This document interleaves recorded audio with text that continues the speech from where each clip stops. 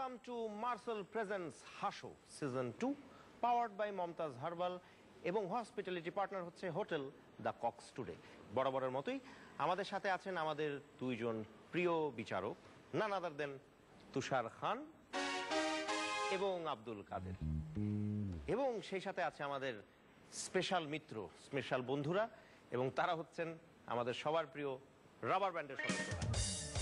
এবং সেই সাথে আমি আছি, আপনাদের সাথে থাকবো পুরোটা সময় জুড়েই। এবং আমাদের সাথে আছে এখন 20 জন প্রতিযোগী, এবং 20 জন প্রতিযোগীর থেকে আমরা কয়েকজনকে এলিমিনেট করে বাকিদেরকে নিয়ে যাব চতুর্থ রাউন্ডে, এবং এই এলিমিনেশনটা হবে আসলে এই তৃতীয় রাউন্ডের শেষ এপিসোডে।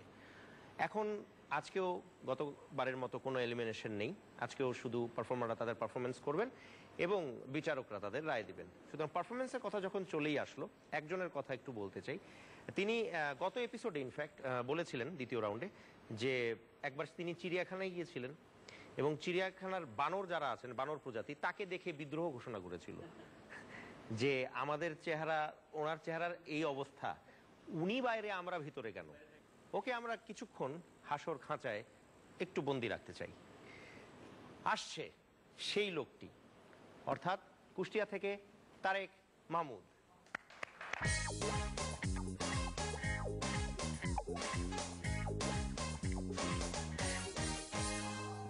আসসালামু আলাইকুম। আমেরিকার এক চিড়িয়াখানা থেকে 2 কচ্ছপ পালিয়ে গেছে। 2 দিন পর তাদের মধ্যে দেখা হলো। এক কচ্ছপ আরেক কচ্ছপকে বলল, গতকাল আমি এক মেজরের বাড়িতে ঢুকে গেছি, তারপর মেজরের চাকরি চলে গেছে। কেন মেজরের চাকরি গেল কেন? আরে ওদের জেনারেলের সামনে গিয়েছে। জেনারেলের সামনে গেলে চাকরি যাবে কেন? আরে আমারে ভুল করে হেলমেট মনে করে মাথায় দিয়ে গেছিল। চাকর এসে বসকে বলছে, বস আমি আর আপনার এনে চাকরি করতে পারবো না। কেন? আপনি বলেন, আমি আর আমার মা দুইজনে যদি আপনার পকেট মারি, তাইলে মাস শেষে আপনি আমারে বেতন দিবেন কেমনে? সেদিন দেখছি পাঁচু গোপাল নারকেল গাছের মাঝামাঝিতে উঠে উকি ঝুঁকি মারছে। আমি বললাম, ওই নাকি দোস্ত, ইঞ্জিনিয়ারিং কলেজের মায়া করে দেখি। ঠিক আছে, হাতটা ছাইড়া দে, মেডিকেল কলেজের মায়া করে দেখতে পারবি। আমার দাদা সৈনিক ছিল। দাদাকে বললাম, দাদা তোমার একটা যুদ্ধের ভয়ঙ্কর কাহিনী বর্ণনা করো। দাদা বললেন, তাহলে শুন। যুদ্ধ চলছে, সবাই মিলে একটা ডোবায় আশ্রয় নিল। ডানে শত্রু, বামে কামান, পেছনে যাওয়ার কোনো নিয়ম নাই, সামনে যেতে হবে, জীবন মরণ লড়াই। দাদা তুমি সেখান থেকে বেঁচে এলে কিভাবে? আরে ধুর, আমি তো যুদ্ধেই যাই নাই। পাঁচু গোপাল মাথায় করে কি নিয়ে যাচ্ছিল? নাড়ু গোপাল বলল, তোর মাথায় কি? শিম। তোর মুখে মারি পচা ডিম। আরেকদিন নাড়ু গোপাল মাথায় করে কি নিয়ে যাচ্ছিল? পাঁচু গোপাল বলল, তোর মাথায় কি? আমরা। তোর কানে ঢেকি। মিলল না তো, ব্যথা তো পাইছো। সেদিন মার্কেটের সামনে গিয়ে এক আপুকে বললাম, আপু আপনার নাম্বারটা দিবেন। কোনটা? আগেরটা না পরেরটা? এখন যেটা সেটা। মোবাইল নাম্বার না টেলিফোন নাম্বার? Mobile number. আমারটা না আমার হাজবেন্ডেরটা? লাগবে না আন্টি। তেলাপোকার অত্যাচারে অতিষ্ঠ হয়ে গেলাম। বাজার থেকে তেলাপোকা মারার ওষুধ নিয়ে এসে সারা বাড়িতে স্প্রে করে দিলাম। সকালবেলা উঠে দেখি সব তেলাপোকা মরে শেষ। নিশ্চিন্ত হয়ে তাক থেকে একটা বই বের করে দেখতেই দেখি সেখানে একটা জ্যান্ত তেলাপোকা গিয়ে আশ্রয় নিয়েছে। অবাক হয়ে বইয়ের নাম দেখলাম, বইয়ের নাম হচ্ছে দীর্ঘ জীবন লাভের উপায়। কাজের বুয়া এসে ম্যাডামকে বলছে, ম্যাডাম আমি আর আপনার চাকরি করবো না যদি আমার বেতন না বাড়ায় দেন। কেন?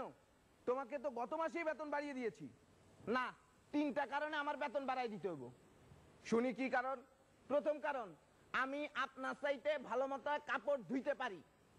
কে বলেছে? আপনার স্বামী বলছে। দ্বিতীয় কারণ, আমি আপনার চাইতে ভালোভাবে কাপড় ইস্ত্রি করতে পারি। এটা কে বলেছে? আপনার স্বামী বলছে। তৃতীয় কারণ, আমি আপনার চাইতে বেশি আপনার স্বামীকে সুখে রাখতে পারি। এটাও কি আমার স্বামী বলেছে? না, এটা গাড়ির ড্রাইভারে কইছে। নাড়ুগোপালের মেয়ে এসে নাড়ুগোপালকে বলল, বাবা দেখো আমার মোবাইলে কে জানি আই লাভ ইউ এসএমএস পাঠিয়েছে। ওইসব বাজে এসএমএস রিসিভ করবি না। যে এই এসএমএস তোকে পাঠিয়েছে তাকে ওর এসএমএস ফেরত দিয়ে দে। আমাদের দেবাদার ছোটবেলার একটা কাহিনী। দেবাদা গেলেন দোকানে আটা কিনতে, যাওয়ার সময় একটা বোতল নিয়ে গেলেন। যে দোকানদারকে বললেন, আঙ্কেল আঙ্কেল 1 লিটার আটা দেন। বাবা আটা তো লিটারে হয় না, কেজিতে হয়। ঠিক আছে তাহলে আমাকে 1 কেজি আটা দেন। তোমাকে আমি বুঝাতে পারিনি। এক কাজ করো, তুমি ভেতরে আসো, আমি বাইরে যাচ্ছি, তোমাকে শিখিয়ে দিচ্ছি কিভাবে আটা চাইতে হয়। দেবাদা ভিতরে ঢুকলেন, দোকানদার বাইরে গেলেন। দোকানদার এসে দেবাদাকে বললেন, 1 কেজি আটা দিন তো। দেবাদা বললেন, বোতল এনেছো? ছেলেরা সব সময় মোবাইল তাদের সামনের পকেটে রাখে, কারণ মোবাইল টাওয়ারের যত কাছাকাছি থাকে নেটওয়ার্ক তত ভালো পায়।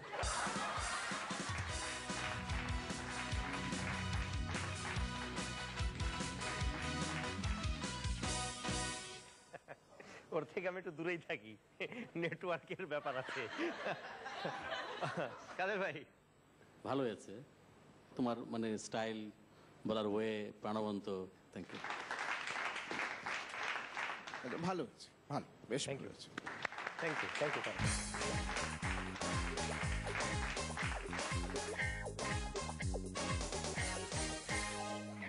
পাঁচু গোপাল অর্থাৎ তারেকের পরে এবার আরেক গোপাল আসছে এবং সে হচ্ছে জামালপুর থেকে। জামালপুর থেকে প্লিজ ওয়েলকাম মোহাম্মদ বাবুল আখতার।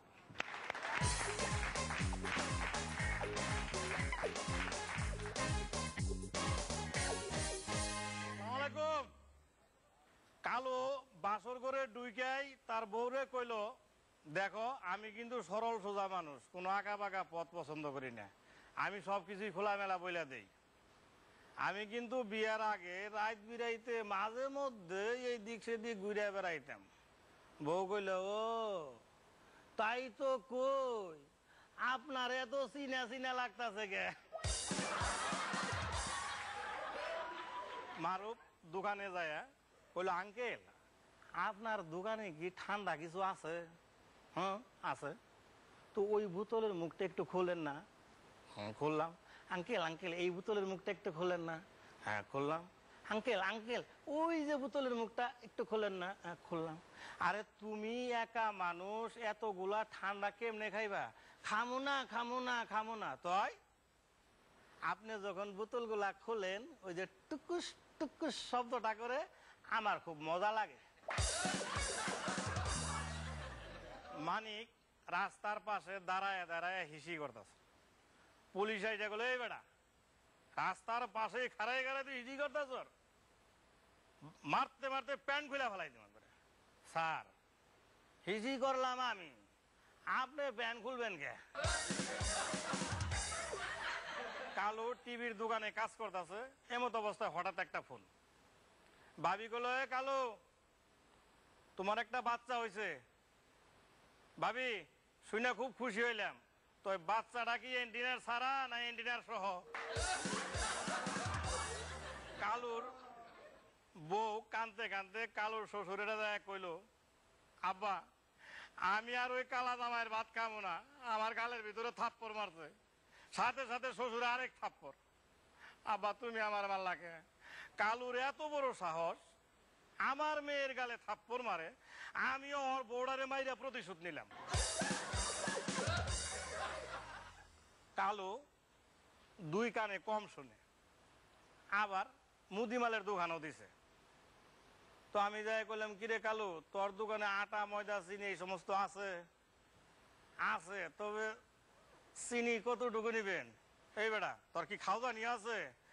না ভাই খাওয়ানি এখন বাজারে পাওয়া যায় না। শেষ করার আগে এখানে পুরুষ যারা আছেন সবার উদ্দেশ্যেই বলছি, রাত্রে বিছানায় শুয়ে বইটা হাতে লইয়ে ঘুমাইয়ে যান, কোনো অসুবিধা নাই। কিন্তু রাত্রে বিছানায় শুয়ে বউডার হাত ধরা মাত্রই যদি ঘুমায় যান খবর আছে।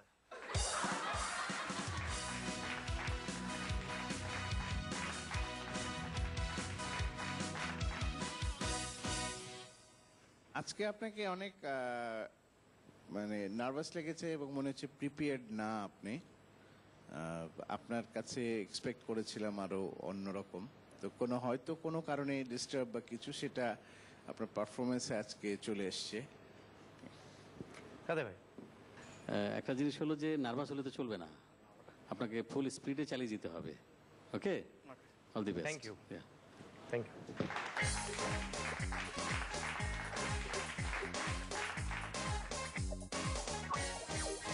ফুল স্পিডেই চলছে গাড়ি, চলবেই, তবে এখন নিচ্ছে একটা যাত্রা বিরতি। প্রিয় দর্শক, কোথাও যাবেন না, আমাদের সাথেই থাকুন। ছোট্ট বিরতির পর আবারও দেখা হচ্ছে। হাসো সিজন 2 এর সাথেই থাকুন।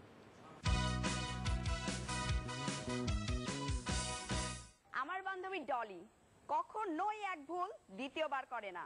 কেন জানেন? দুধ দিয়ে কয়েকটা বাক্য বলতো। দুধ দেখতে সাদা কালার, বাঘের দুধ অনেক দাম, আই লাইক দুধ।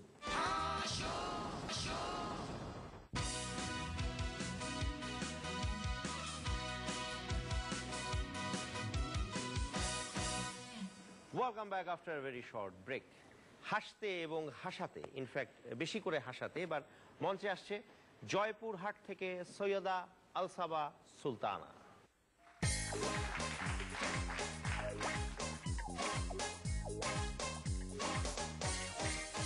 আসসালামু আলাইকুম। Hi rubber band. এক দোকানের সামনে লেখা আছে এখানে বিয়ের সকল সামগ্রী পাওয়া যায়। টোটন ভাই সেটা দেখে দোকানে গেলেন। দোকানে যাওয়ার পর সেলসম্যান তাকে বলল, ভাই এখানে ভালো সারওয়ানি আছে, নাগরা আছে, পাগড়ি আছে, আপনার কি চাই? আরে ভাই এসব পরে হবে, আগে কোণে দেখান। এক উকিল বলছে, কি ব্যাপার, তুমি কোর্টে মই নিয়ে এসেছো কেন? আমি আমার মামলাটা উচ্চ আদালতে নিয়ে যেতে চাই। একদিন ডলি বলছে, ডাক্তার সাহেব আমার পিঠে প্রচন্ড ব্যথা। এটা আপনার বয়সের জন্য হচ্ছে। ডাক্তার সাহেব আমার হাতেও প্রচন্ড ব্যথা। এইটাও আপনার বয়সের জন্য হচ্ছে। ডাক্তার সাহেব আমার পায়েও প্রচন্ড ব্যথা। এইটাও আপনার বয়সের জন্য হচ্ছে। দেখুন ডাক্তার সাহেব, আপনি আর একবার আমার বয়স নিয়ে কথা বলবেন না বলে দিচ্ছি, তাহলে কিন্তু আমি প্রচন্ড রেগে যাব। এইটাও আপনার বয়সের জন্য হচ্ছে। একদিন টিনটিন বলছে, আচ্ছা টোটন ভাই, বক্সিং খেলায় রকি নাকি প্রতিপক্ষের সবগুলো ঘুষি আটকিয়েছে। হ্যাঁ আটকিয়েছে তো, তাহলে ওর মুখে তো রক্তাক্ত কেন? আরে গাধা, ঘুষিগুলো তো মুখ দিয়েই আটকিয়েছে। আমার বান্ধবী ডলি কখনোই এক ভুল দ্বিতীয়বার করে না। কেন জানেন? কারণ সে প্রতিবারই নতুন নতুন ভুল করে। একদিন টিনটিন বলছে, জানেন টোটন ভাই, আমাদের বাড়ির যে কাজের লোকটা ছিল ও না অন্য জায়গায় কাজ পেয়ে চলে গেছে। আমার কাছে একটা সার্টিফিকেট চেয়েছিল। তুই তাতে কি লিখেছিস? আমি তাতে লিখেছি সে অনেক বেশি মিথ্যাবাদী, অলস আর ঝগড়াটে। ভাই তুই ভালো কিছু লিখিসনি? লিখেছি তো, ও অনেক ভালো খায় আর অনেক ভালো ঘুমায়। আমাদের দুটা চোখ সবসময় আমাদের সঙ্গে বেইমানি করে। যখন আমরা ঘুমাই দুটা চোখ একসঙ্গে ঘুমায়। যখন আমরা কাঁদি দুটা চোখ একসঙ্গে কাঁদে। যখন আমরা হাসি দুটা চোখ একসঙ্গে হাসি। কিন্তু যখন আমরা কোনো স্মার্ট সুন্দর ছেলে দেখি একটা চোখ অটোমেটিক বন্ধ হয়ে যায়। আপনাদেরকে গত রাউন্ডে গাধার ডাক শোনাতে চেয়েছিলাম, দেবাশিস ভাই তো কোনো কথাই বলেনি। এর থেকে কি বোঝা যায়? গাধারা অবলা প্রাণী।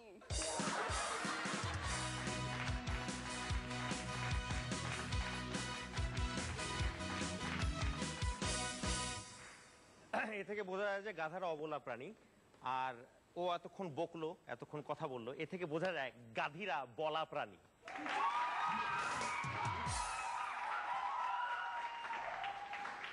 তুষার ভাই, ভালো হয়েছে। আমি একটা জিনিস খেয়াল করছিলাম তোমার পারফরমেন্সের সময়, আমার কাছে যদি কখনো তোমার সুযোগ হয় তুমি মূকাভিনয়টা শিখো। তোমার শরীরের মুভমেন্ট টুভমেন্ট সব কিছু অনেক ভালো করতে পারো তুমি। ভালো হয়েছে, বেশ ভালো হয়েছে। ভালো হয়েছে অ্যাজ ইউজুয়াল, আগেও ভালো হয়েছে, এখনো ভালো হয়েছে। Very good, keep it up. Okay, এগিয়ে চলো।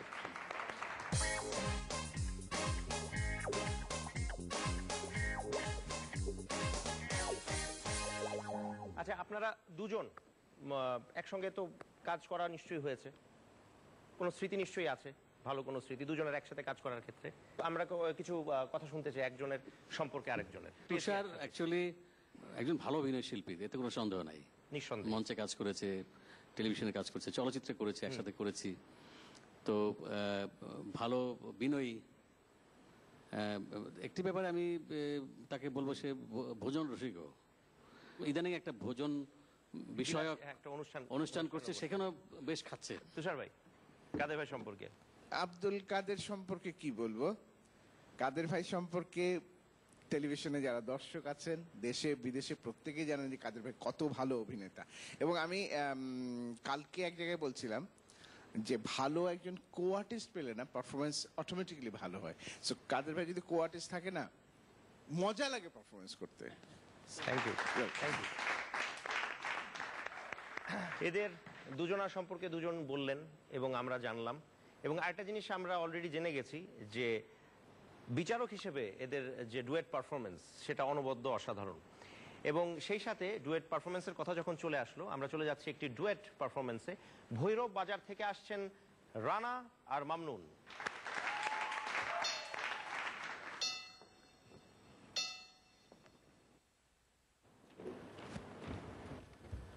আসসালামু আলাইকুম।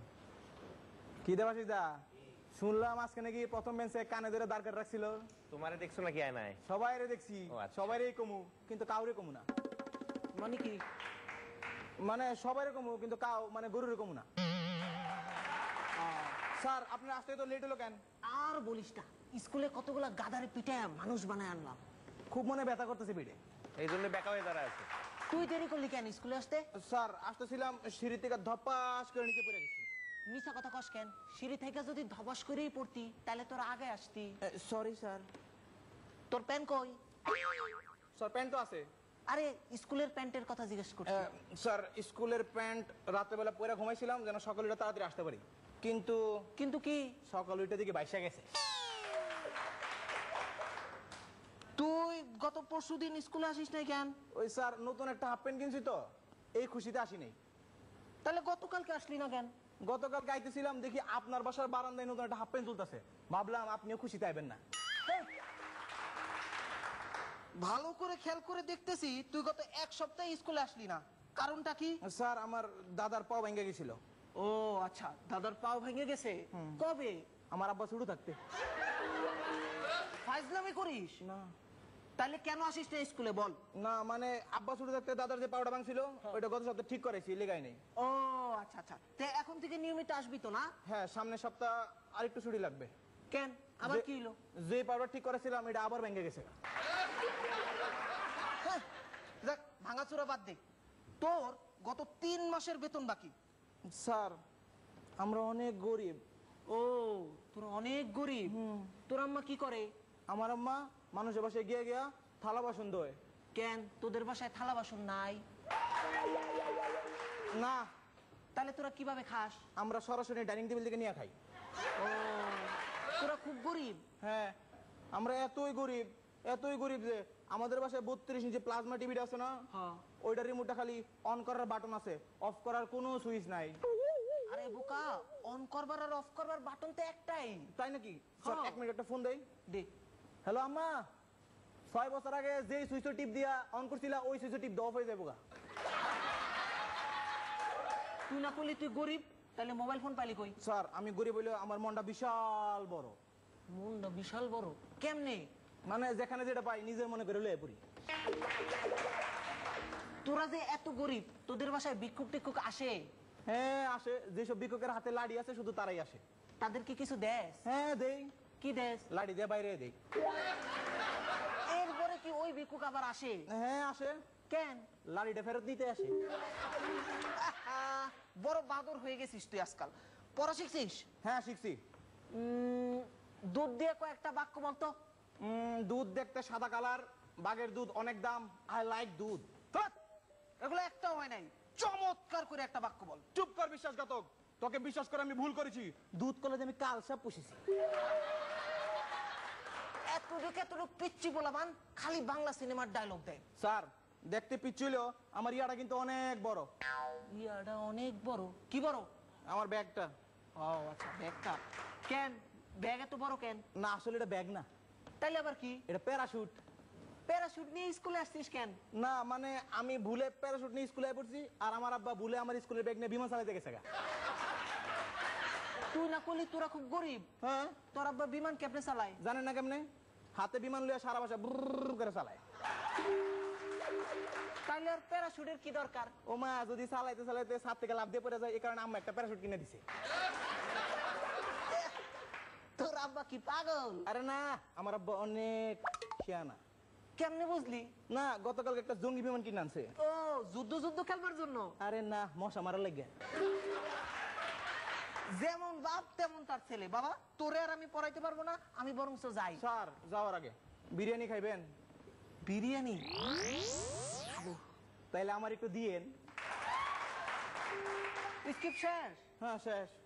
বিশ্বজোড়া পাঠশালা মোর, সবার আমি ছাত্র, নানান ভাবে নানান জিনিস শিখছি দিবারাত্র, জোকস শুধু হাসাই না, অনেক কিছু শিখায়ও বটে।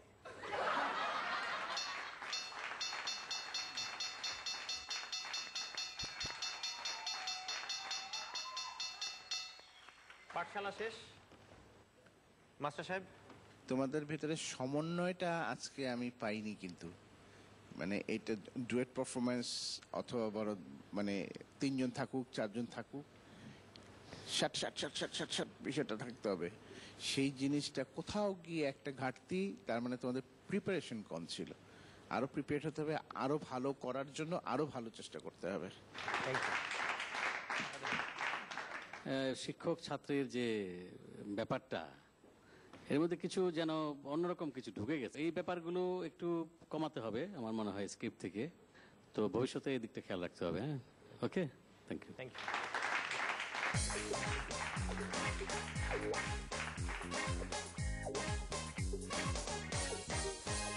আরেকবার বলতে চাই ওয়েলকাম ব্যাক, তবে এখন না, সুযোগটা আমি নিব, কিন্তু বিরতিতে তো যেতে হবে, তারপরে সেটা বলবো। প্রিয় দর্শক, নিচ্ছি ছোট্ট একটু বিরতি। বিরতির পর ফিরে এসে কথা দিচ্ছি ওয়েলকাম ব্যাক অবশ্যই বলবো। আমাদের সাথেই থাকুন। একটি মেয়ের মোবাইলে আননোন নাম্বার থেকে ওয়েলকাম করছি, এবং সে হচ্ছে রাকিবুল ইসলাম অনি ফ্রম ঢাকা।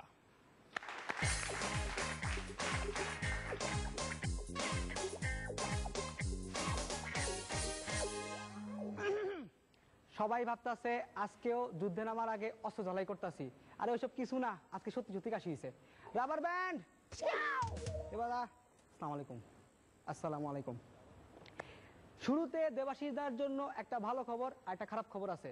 দেবাশিসদা কোনটাকে শুনবা? খারাপটা দিয়ে শুরু করো। খারাপ খবর হইলো দেবাশিসদার জন্য কোনো ভালো খবর নাই, আর ভালো খবর হইলো দেবাশিসদার জন্য কোনো খারাপ খবর নাই। বিয়েতে কেন মেয়েরা ঘোমটা দিয়ে তাদের মুখ ঢেকে রাখে? কারণ কোন ছেলের মুখ দিয়ে যাতে ফাত করে বের না হয়ে যায়, রে এই মেয়েটা তো আমার গার্লফ্রেন্ড ছিল। মশারা যদি স্লোগান দিতে পারতো তাহলে তাদের স্লোগানটা হতো অনেকটা এইরকম, রক্ত দিন জীবন বাঁচান। একজন কোটিপতির চেয়ে 9 মেয়ের বাপ অনেক বেশি সন্তুষ্ট, কারণ একজন কোটিপতি আরও চায় কিন্তু 9 মেয়ের বাপ আর চায় না। ফাইন হলো এমন এক প্রকারের ট্যাক্স যা আপনাকে খারাপ কাজের জন্য দিতে হয়, আর ট্যাক্স হলো এমন এক প্রকারের ফাইন যা আপনি ভালো কাজ করলেও দেবেন। আমাদের গুটুরি ভাই এবার পুলিশ, তার কাছে ফোন আসলো, অফিসার আমার বাড়ির সামনে একটা বোম পাওয়া গেছে, তাড়াতাড়ি আসেন, কি করবেন করেন। আরে দূর, টেনশনের কি আছে, 2-1 দিন অপেক্ষা করেন, যার জিনিস নিয়ে যাইব, আর না নিলে আপনি নিয়ে যান। একটি মেয়ের মোবাইলে আননোন নাম্বার থেকে ফোন আসলো, হ্যালো তোমার কি বয়ফ্রেন্ড আছে? হ্যাঁ আছে, কেন? তোর বয়ফ্রেন্ড আছে না, আজ যা বাসায় এলোই, আমি তোর ভাই। কাহিনী এখানেই শেষ না, একটু পর ওই মেয়ের মোবাইলে আরেকটা অন্য নাম্বার থেকে ফোন আসলো। হ্যালো, আপনার কি বয়ফ্রেন্ড আছে? না, আমার কোনো বয়ফ্রেন্ড নাই। জান তাইলে আমি কেডা? ও জান, সরি সরি, আমি ভাবছিলাম আমার ভাইরা ফোন দিছে। আমি তোর ভাই বলতাছি, আজ যা বাসায় এলোই। তুষার স্যার, শেষ করতে চাচ্ছি আমার দেবাশিস দাকে সম্মান দিয়ে।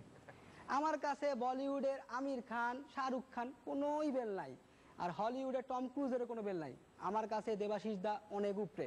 দেবাশিস দা দোয়া করবেন আপনার প্রতি যাতে ভালোবাসা সারা জীবন থাকে। আর তুষার সারা কাদের স্যার আমার জন্য দোয়া করবেন। মিথ্যা কথাটা বলা ছাড়তেই পারতেছি না।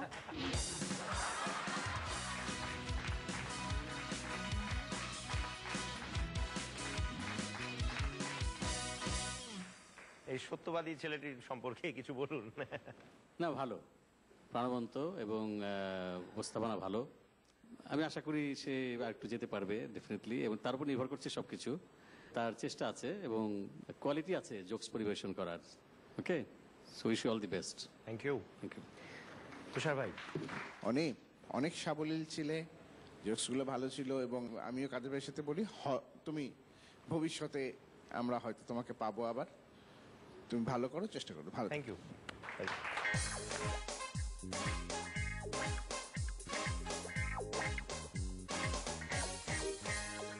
প্রিয় দর্শক, সময় চলে এসেছে। কিসের সময় চলে এসেছে নিশ্চয়ই আপনারা বুঝতে পারছেন। সময় চলে এসেছে জোক অফ দ্য ডেটি দেখে নেবার। নারুগোপালের মেয়ে এসে নারুগোপালকে বলল, বাবা দেখো আমার মোবাইলে কে জানি আই লাভ ইউ এসএমএস পাঠিয়েছে। ওইসব বাজে এসএমএস রিসিভ করবি না। যে এই এসএমএস তোকে পাঠিয়েছে তাকে ওর এসএমএস ফেরত দিয়ে দে। দেখে নিলাম আমাদের জোক অফ দ্য ডে, এবং আরেকটি জিনিস বলতে যাচ্ছি, সেটা হচ্ছে যে আজকেও কোনো এলিমিনেশন হচ্ছে না। আমরা তৃতীয় রাউন্ডের শেষ এপিসোডে গিয়ে করব এলিমিনেশন। সেখানে আমাদের সাথে যারা এলিমিনেট হবেন না তারা অবশ্যই যাবেন আমাদের সাথে চতুর্থ রাউন্ডে, এবং যারা এলিমিনেট হয়ে যাবেন তারা অবশ্যই আমাদের সাথে যেতে পারবেন না আগামী রাউন্ডে, অর্থাৎ চতুর্থ রাউন্ডে। এবং Marcel presents Haso season 2 powered by Momtaz herbal, এবং এটির হসপিটালিটি পার্টনার হচ্ছে হোটেল দ্য কক্স টুডে। এবং আবারও সেই পার্টনারশিপের কথা চলে আসে, এবং পার্টনারশিপের কথা যখন চলেই আসলো, আমাদের হাসোর সাথে দীর্ঘদিনের পার্টনারশিপ যার আছে সে আসবে এখন মঞ্চে, এবং সে হচ্ছে আমাদের আজকের অনুষ্ঠানের স্পেশাল পারফর্মার, এবং হি ইজ নান আদার দেন আবু হেনা রনি।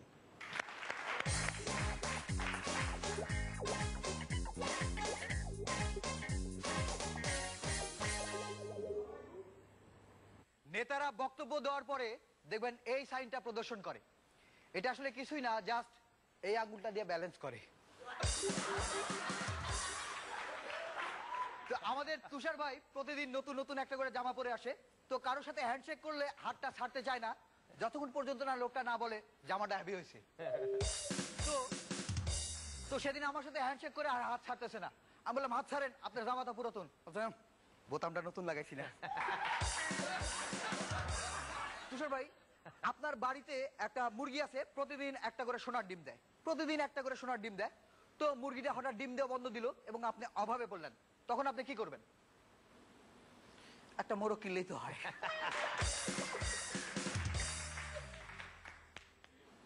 একটা গাভী গোয়ালারে বলতেছে, ওই তোর বউ কি বাপের বাড়ি গেছে নাকি?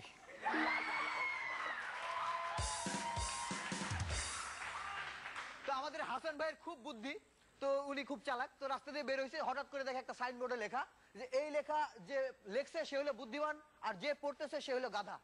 তো হাসান ভাই কি আমার এত বড় অপমান, ধারা আমি দেখাচ্ছি মজা। তো তিনি এক গাদি রং কিনছে, রং কিনে যে এবার ওই বিলবোর্ডটা মুছে এবার লেখছে এই লেখা যে লিখতেছে সে গাধা, আর যে পড়ছে সে বুদ্ধিমান। তো একটা লোক মোটরসাইকেল চালাতে চালাতে যায় একটা মুরগির অ্যাক্সিডেন্ট করে মারি ফেলছে। তো ভাবছে যে মুরগির মালিক মনে হয় খুব গরিব, তো মুরগির মালিককে ডাইকে নিয়ে 100 টাকার একটা নোট দিছে। বলছে 100 টাকা না 200 টাকা দেন। বলছে কেন? বলছে বাড়িতে এই মুরগির একটা বৃদ্ধ মা আছে, এটার খবর শুনলে এটা তো স্ট্রোক করে মরবি। তো এক মা তার ছেলের বলছে তুই আজকেও যা আবার স্কুলে মারামারি করছিস না? বলছে না মা, মারামারি করিনি তো। বলছে তাইলে তোর সামনের একটা দাঁত গেল কই? এই যে পকেটে। তো স্কুলের একটা কমন বাথরুম আছে, সবাই ইউজ করে। তো শিক্ষক ছাত্রছাত্রীদের বলছে শোনো বাবা, তোমরা বাথরুমটা ইউজ করার সময় একটু দেখে শুনে ব্যবহার করো। তো তার কিছুক্ষণ পর এক ছাত্র, ম্যাডাম কি করেন? তো এক লোক খেজুর গাছে উঠে আর নামতে পারতেছে না। তো এলাকার লোকজন অনেক চেষ্টা করছে নামানোর জন্য, পারে নাই। তো বাঁশ খাম দিয়ে চেষ্টা করছে, পারে নাই। তো কই থেকে একটা খালাসি আসছে, বলছে এটা কোনো ব্যাপার হলো? এই যে ধরেন, দড়িটা ধরেন, কোমরে বাইন্ধা নেন। তো দিছে, বলছে সবাই না ধরেন তো, ইসিয়া। তো টান দিছে, লোকটা পরে তো ঘিলুমিলু বাড়া গেছে। বলছি এমন তো হওয়ার কথা ছিল না, আমি এই পদ্ধতিতে কত লোকের কুয়ার থেকে টাইনে তুলছি।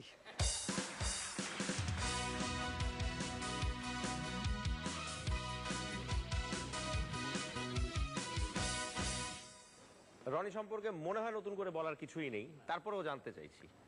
রনি, তুমি এত দুষ্ট কেন? দেখলে আমার বলতে ইচ্ছে করে, খুবই ভালো, মানে প্রফেশনাল বলবো, আমি বলবো। এবং আমাদের দেশে যেরকম আছে, এরকম জিনিস আছে আর কি রনির মতো, এটা ভাবতেই ভালো লাগে। এগিয়ে যাও Rony, we are with you. Thank you. এই জিনিসটা সম্পর্কে তুষার ভাইয়ের অভিমত কি? রনি আর মানে যখনই শুনি যে আজকে রনির পারফরমেন্স আছে, তখন একটু অন্যরকম চাঙ্গা চাঙ্গা ভাব লাগে কিন্তু। Very good Rony, very good. Thank you, thank you Roni.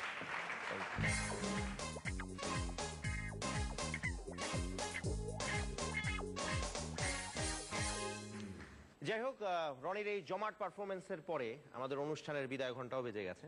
আজকের মতো নিচ্ছি বিদায়, তবে জানিয়ে যাচ্ছি আগামী অনুষ্ঠান দেখবার আমন্ত্রণ। আপনারা থাকুন আমাদের সাথেই, থাকুন হাসো সিজন 2 এর সাথেই। আবারও দেখা হবে।